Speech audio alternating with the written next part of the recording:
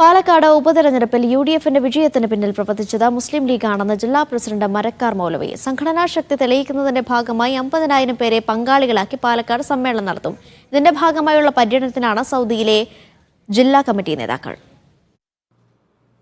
മികച്ച നേട്ടമാണ് ഉപതെരഞ്ഞെടുപ്പിൽ UDFന് നേടാനായത്.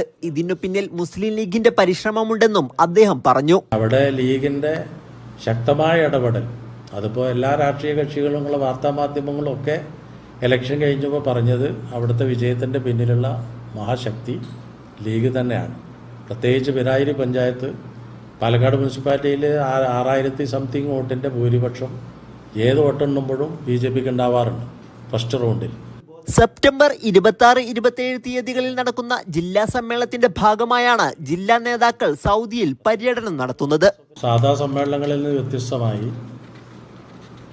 സമുദായങ്ങൾ തമ്മിലുള്ള ഐക്യവും സമുദായത്തിൻ്റെ അകത്തുള്ള ഐക്യവും അതുപോലെ തന്നെ ഫാസിസ്റ്റ് ശക്തികളെ പ്രതിരോധിക്കാനുള്ള മാർഗവും ഇത്തരം കാര്യങ്ങളിൽ ഊന്നി നിന്നുകൊണ്ട് ശാഖാതലങ്ങളിൽ കുടുംബ സംഗമം, അടിത്തട്ടിലുള്ള പ്രവർത്തനങ്ങൾ പാർട്ടിയെ ജില്ലയിൽ കരുത്തുള്ളതാക്കി. ഇതിന്റെ കൂടി ശക്തി പ്രകടനമായിരിക്കും ജില്ലാ സമ്മേളനം. അതൊക്കെ തന്നെയാണ് ഞങ്ങളെ പ്രേരിപ്പിച്ച ഈ സമ്മേളനത്തിനും പ്രേരിപ്പിക്കുന്ന വസ്തുതയൊക്കെ തന്നെയാണ്.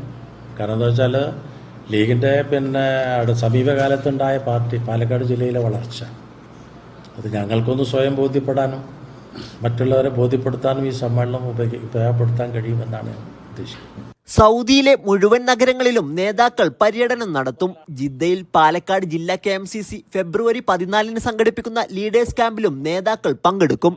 Sabith Saleem, media 1, Jeddah.